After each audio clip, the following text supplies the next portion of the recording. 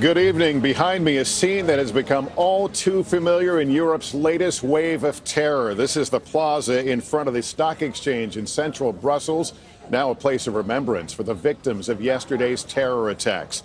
This region remains on high alert. Investigators made some important headway today, identifying a pair of brothers as the suicide bombers and zeroing in on the other attacker who appears to have escaped.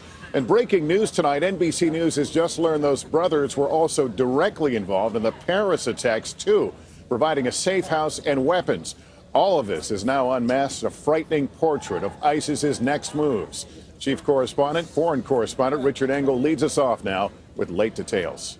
Tonight, new information about the men officials say were responsible for all of this. Belgian prosecutors identified this man, Ibrahim Bakraoui, as a suicide bomber.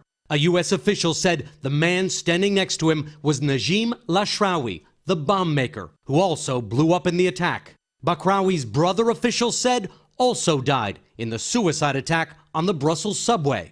And right now, an urgent manhunt is still underway for at least one more suspect. Now NBC News is learning from U.S. intelligence officials it all goes right back to the Paris attacks 4 months ago.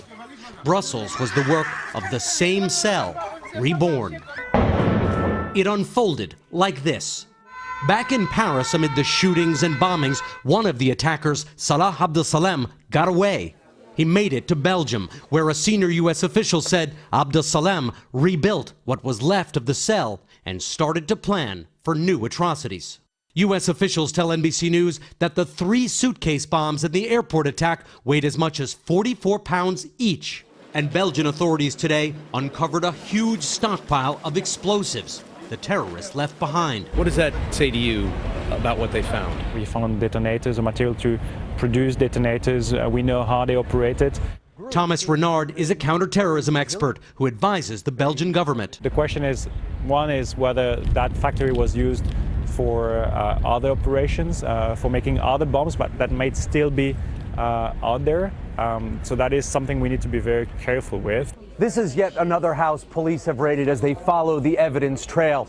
We don't know all the details of what they found inside yet, but what is clear is that they are very much playing catch-up. Belgian police said today they found Ibrahim Bakraoui's last testimony, his will, on a computer left in a dumpster. In it, he said he felt hunted, no longer safe, and didn't want to end up in jail. NBC News has learned that the Bakraoui brothers were deeply involved in the Paris attacks. One of the brothers rented the last safe house some of the Paris attackers used before carrying out the attack. The other brothers helped find them weapons. Lester, back in Paris, these 2 brothers were mostly involved in logistics. But once they came here, they became operational, active attackers. It shows an organization that can adapt and is resilient. And makes people wonder if the threat is really over. It doesn't seem to be. All right, Richard Engel. Hey, NBC News fans, thanks for checking out our YouTube channel. Subscribe by clicking on that button down here and click on any of the videos over here to watch the latest interviews, show highlights, and digital exclusives. Thanks for watching.